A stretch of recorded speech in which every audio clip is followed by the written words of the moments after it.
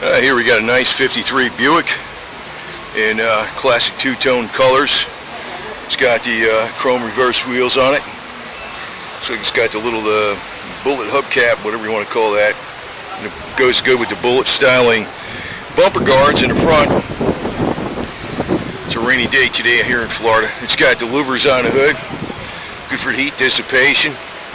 Good for when you park it, you don't get percolating fuel and you get that vapor lock is easy, which is good. I don't know if you had that problem back in 53, but and he's got a new updated modern interior, like you know, it's original dash, but it's like old leather seats and everything in the same color.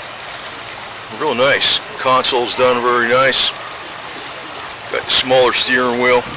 Now, back in the day, they used to put the bigger steering wheel because power steering was an option on cars, and you needed more leverage when you turn that wheel. So if you had a bigger wheel, it's like, you know, you could park it without the power steering. So they wouldn't have like a power steering wheel and a manual steering wheel. Because most cars back then just came with, you know, you get your standard car, it's manual steering, manual brakes, no power brakes or nothing. Of course, they had the options, but today everything's like that. So you got the smaller wheel. That's one of the reasons they had the big wheel back then, because you had a lot more levers to park it. It wasn't really a big deal actually when you're driving it.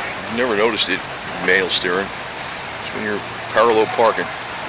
Nice looking car though, man.